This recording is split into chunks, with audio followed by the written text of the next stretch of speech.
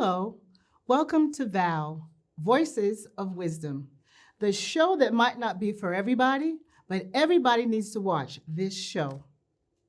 2020 has been a very, very challenging year for all of us. As of today, over 228,860 lives have been lost due to the coronavirus. And right now, I want to take a moment and to send my condolences and prayers to all the families who have lost loved ones during this time. And also, as of today, 169 Black men and women have also died, and I want to also send my condolences to their families. These lives sparked a protest called the Black Lives Matter. And today, I have on my show a wonderful guest who actually took upon himself to show his silent protest for Black Lives Matter. Leon Goodman, welcome, and thanks for being here today. Ms. Simmons, the pleasure is all mine. Thank you for inviting me. Thank you. So who is Leon Goodman? Just tell us who Leon Goodman is. Well, Leon Goodman is a retired human resources executive for a number of corporations in New York, but I spent the last 10 years of my life, fortunately, working for the Metropolitan Transportation Authority. Thus, that plays into my silent protests. So you walked from the 59th Street Bridge to Montauk. What made you do that walk, and how did you even keep track? Okay. I'd love to tell you that I had this great plan to do this, but the truth is I woke up on a Sunday morning and I had been watching all the protests, and I just kept noticing that their reasons kept getting distorted.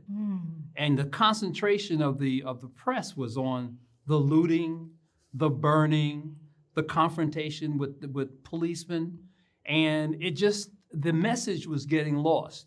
And I'd love to tell you why, and I'll tell you later in our conversation about what the Shinnecock said to me. But I just had this idea.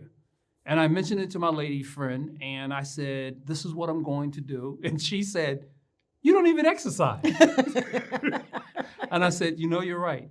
So fortunately for me, I live exactly 2.5 miles from the Bayshore Marina. Okay. And once I calculated that out, I then walked 3 or 4 days in a row just to see if I could do that 6.5 miles, because I wanted to see if at age 69 the body could do that. Exactly. And on the fourth day, I knew I was ready, and I purposely started on October 1st. And again, how did you keep track?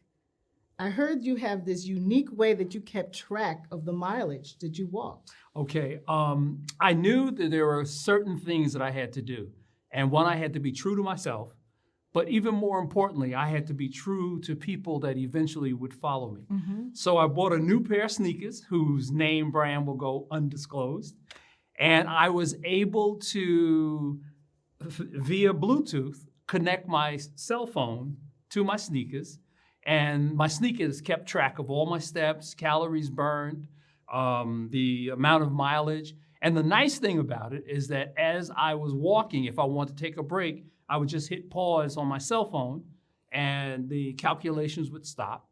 And then when I was ready to go again, I hit resume and it would pick right up. So that's how I kept track of the mileage. So as you began to walk, I'm sure it was a silent walk. And the other thing I think I want to say specifically right now is that a lot of times it's been this controversy with like Black Lives Matter against the police. Right. And so I want you to make sure you clarify to our audience that we all need to understand what that's really all about. My silent march was not anti-police. It's important that we talk about that. Could you say that one more time? My silent march was not anti-police. Okay. My silent march, which ultimately became 137 miles because of the direction I had to walk, was against acts of police brutality. And there's a very distinct difference. And basically my position is if police officers are besmirching, if police officers are doing anything that are not consistent with the oath that they swear to when they become police officers, then they shouldn't be on the force. It's as simple as that. If you were trained for that job and you don't adhere to your training and you violate people's rights, i.e. kill the 168 people that you've talked about at the top of the show, you don't need to be on that job. And that's what my protest march was about. But as we talk about this, I do want to share a quick story with you. I'd love to tell you, as I said in the beginning, that I had a plan when I started this. I knew I wanted to start at the 59th Street Bridge because someplace over my years, I read that the foot of the 59th Street Bridge on the Queens side is the beginning of Long Island. Correct. Now, I don't know where I read that. And if I didn't read it, you know what? I made it up. Okay. But I literally... But it sounds logical to me. I literally started, it does sound logical, right? I literally started at the foot of the 59th Street Bridge. And I want to tell this story because I don't want people to think that this was a superhuman effort on my part. I'm walking down Queens Boulevard, and I'm about 1.5 miles in my walk, maybe 2 miles. And on my right shoulder, I had the good angel. And on my left shoulder, I had the bad angel. And the good angel said, "Wow, Leon, this is so powerful. I'm so proud of you. This is great." And the bad angel over here was saying, "Are you out your bleep, bleep, mind. You are 69 years old. Do you know how far that is? Yeah. Are you crazy? This is Yeah. the stupidest thing I ever heard." And the good angel said, "But you could do it." Thus, I was able to do it. Awesome, awesome. Yeah. And as you walked those walks, tell me a few of the encounters that you had coming down and you're into Montauk. Oh, sure, I will. Well, I walked Merrick Boulevard, which is through Queens. And what's interesting is I stopped at the Roy Wilkins Park my first day after walking for about 11 miles from the 59th Street Bridge. And before I forget, what was the date you started the walk? Oh, I started on October 1st. That's what I thought. And the reason I started on October 1st was just so that I could calculate it without trying to figure out the dates themselves. Got you. So October 1st, I started at 8:30 in the morning. My first day, I literally walked from the 59th Street Bridge to Roy Wilkins Park in Queens. And a friend of mine sent me a text because every day I would do a Facebook update, and in the beginning of the day and at the end of the day. And when I put up my Facebook live at the end of the day, a friend of mine sent me a post and said, "Roy Wilkins is smiling at you right now." Wow. I don't know why I stopped at. My body just said, "You've gone far enough."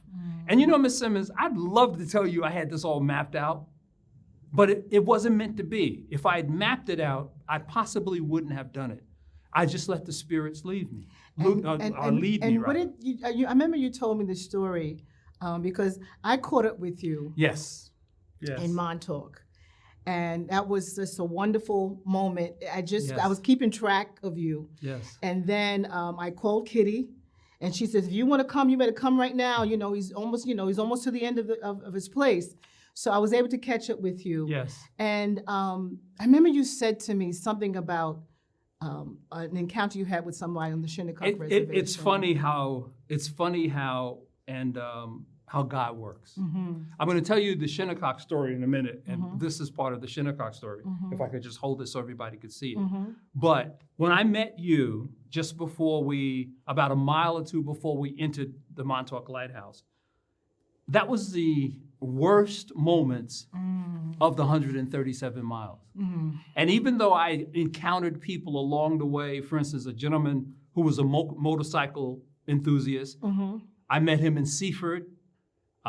He didn't totally agree with me, but we had a decent conversation. In West Hampton, I met a gentleman on the bicycle who absolutely, positively did not agree with me and didn't want to listen to a thing I had to say. But when I met you about 2 miles before we got to the lighthouse, and you walked over and you said, "I've been following you and I want to meet you and I'm so glad to meet you," that was so uplifting for me. Because just prior to that, we had stopped for a bathroom break at an establishment not far from where I met you. And the 2 of the 13 people, the husband and wife, who were walking with me, they said, Leon, why don't you let us go and see if we could ask them if we could use the facilities. And the establishment was was courteous enough to let us use the facilities. So because I misunderstood what one of their employees had said, because she had given me the thumbs up when she saw my Black Lives Matter hat, my Black Lives Matter t-shirt, she had given me the thumbs up. It was my mistake, and I made an assumption. And the assumption was that I could finish what I was doing and then have a conversation with them, not about the walk, but to tell them the joke about the good angel and the bad angel. And the person that owned the establishment said, I don't want to hear nothing you have to say.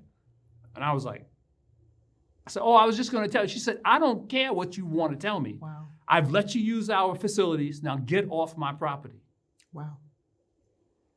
And you know, I'm going to just, you know, we have so much to say to get in, but I want to just share a little bit with that. It just seems to be, there's a tension now. There's definitely a country divide that's going on now. Yeah. And just the other day, I was at a restaurant that I frequent all the time. When I was listening to the mayor in the village of Southampton, I used to go to this restaurant probably 3 times a week. Right. And I know the owner and et cetera. I went there, met some friends for lunch, and I'm going to just share that some police officers were sitting on the far table who I've known because I've worked, you know, with the village and I've known everybody. Anyway, the owner came out and she greeted the 2 gentlemen sitting there.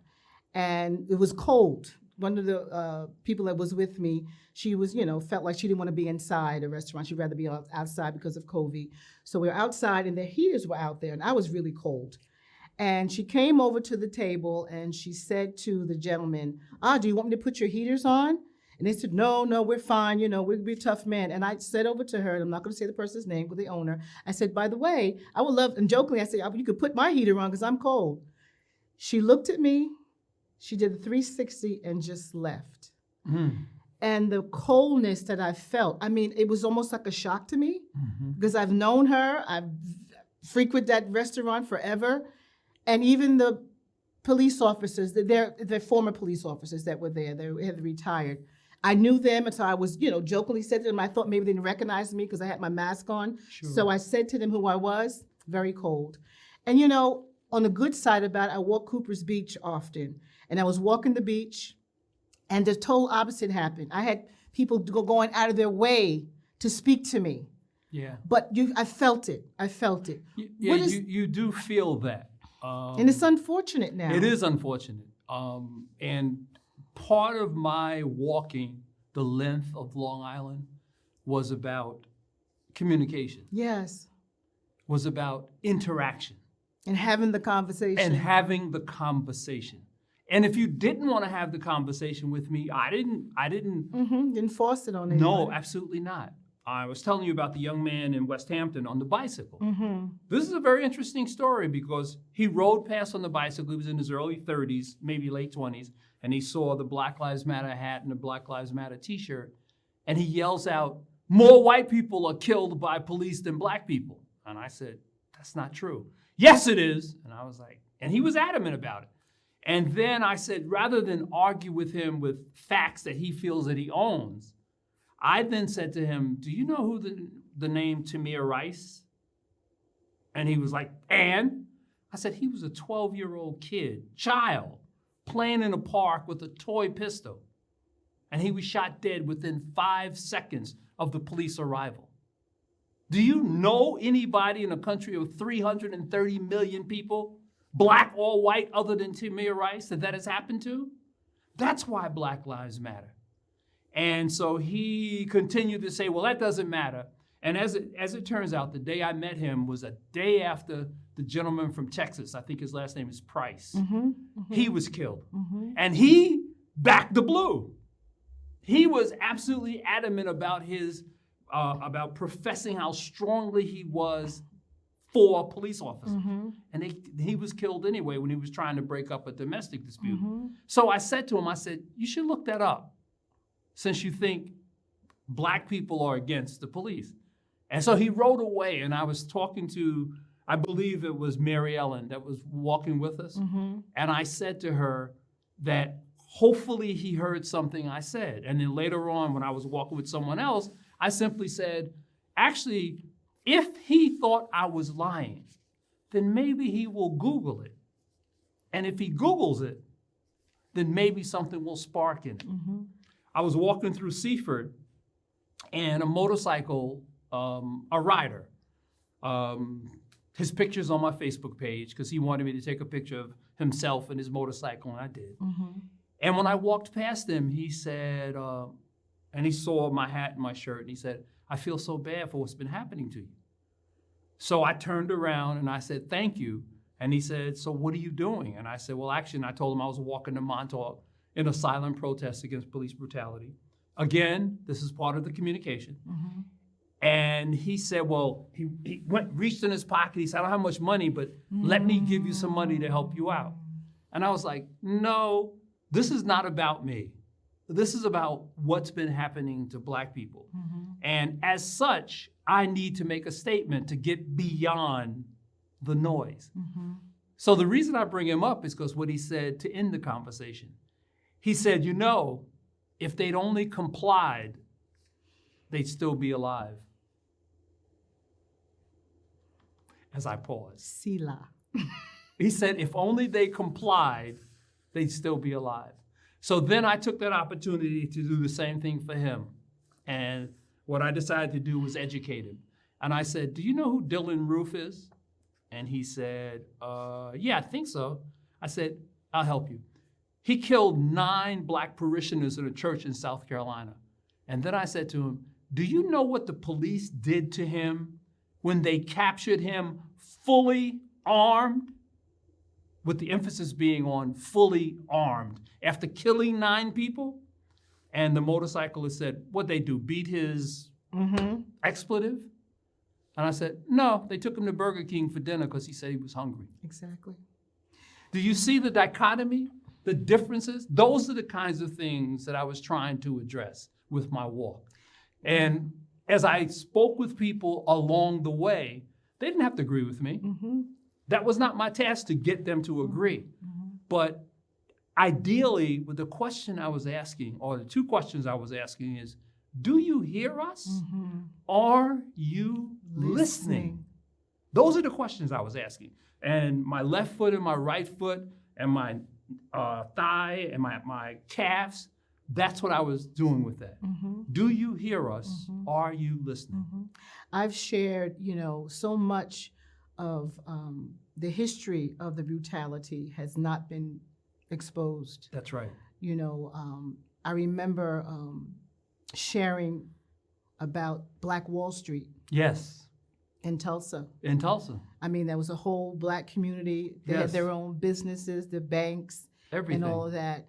And basically, I guess they want to, according to the story, there was a confrontation or an accusation, as they call them Karens now, right, of a woman saying that a Black guy who was working downtown did something to her in the elevator, and that's how it all came about. But the tragedy is, they talk about the looting and they talk about the rioting, but about 3,000 people were killed, and that whole community was burned down by white supremacists. By white supremacists. And it's funny that you mentioned that, because just the other day I read an article which didn't get much press, but the article said that the authorities, the FBI, have finally solved the burning of the buildings during the demonstrations over the summer.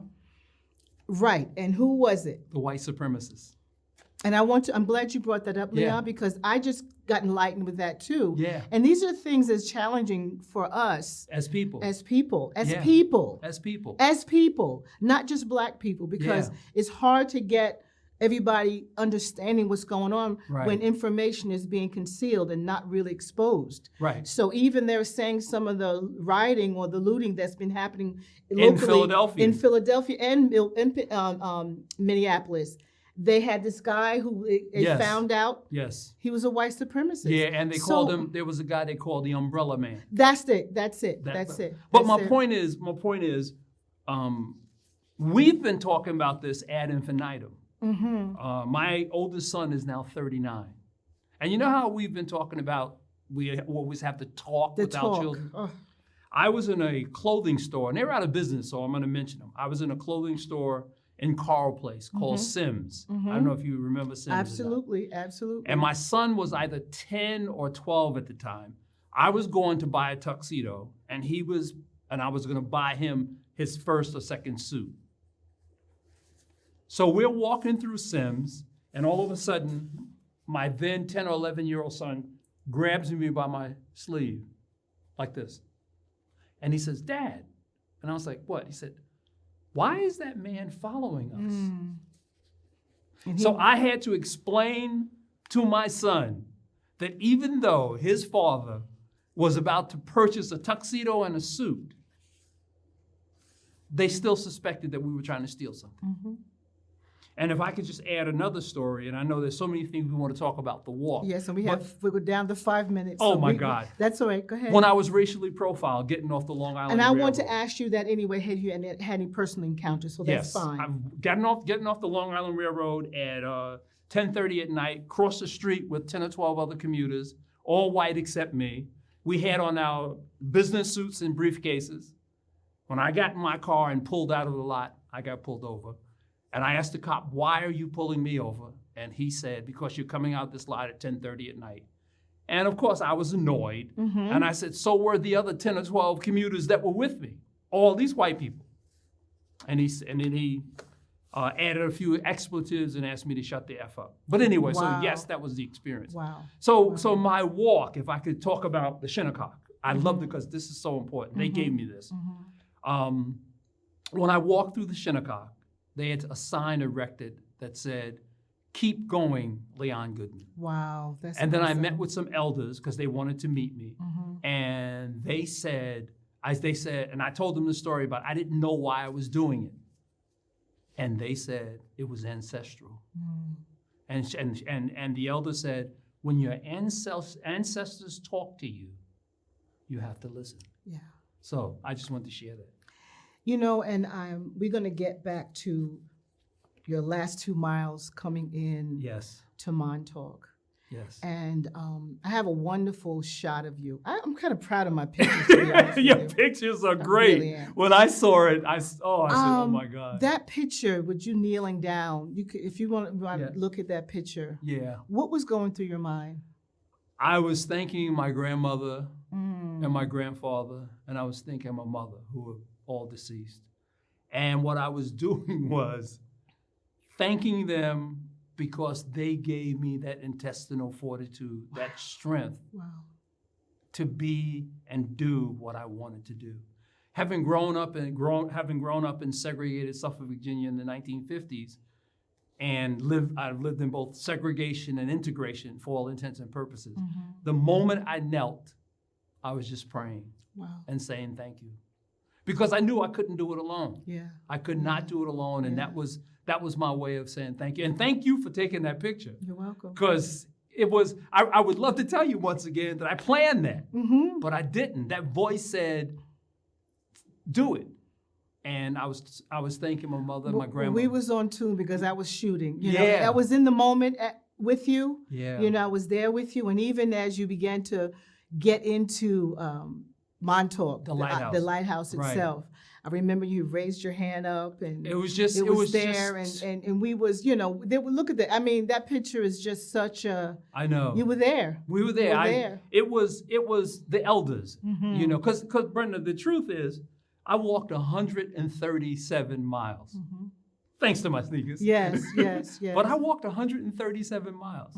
I'm 69 years old. Yeah, yeah. Does that make sense? But black don't crack. I said it, okay? I said it. I said it. You know, we have like 2 minutes left. Okay, and I'm kind of going to try to bring into something recent. Voting is coming up. I don't know Yes. when this is going to be filmed or shown, but we have an election coming up. Yes. And I want to, as a black man, I've been hearing a lot of black Yes. men voting for. Yes. And no, I don't understand. Okay. And here's why. You remember the Central Park Five or the Exonerated I know Five? exactly who they are. Donald Trump took out a full-page ad and said that these 5 teenagers should be executed. And then when they were found innocent and all the charges dropped, he still refused to say that they were innocent. Instead, what he said was, well, you got to show me more proof. They spent years, in some cases decades, in jail.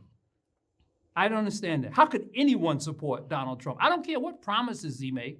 And then the last thing was, unless my research is bad, his father was arrested in the early 1930s at the Ku Klux Klan rally. And then in 1972, he was sued by the federal government for not letting black people live in his building. Yeah. He has no goodwill towards people of color, particularly black people. And there's no way in the world I would support Donald Trump. So where do we go from here?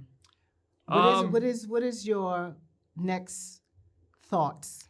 We have almost 35 seconds. Okay, I'll do it quickly. Let me just make sure I got the date. On May 25th of next year, that is the day, 1-year anniversary of the death of George Floyd. And so what I'd like to work on over the next 12 months is to communicate and get people to help me commemorate the death of George Floyd. And I'm simply asking that we each take a knee at 6 p.m. on May 25th of 2021 for 8 minutes and 46 seconds, wherever you are. That's what I'd like to do. Thank you, Leon. This Thank is you. wonderful. I wish we had an hour. Yes. But this has been VOW, Voices of Wisdom. Have a wonderful day. Thank you.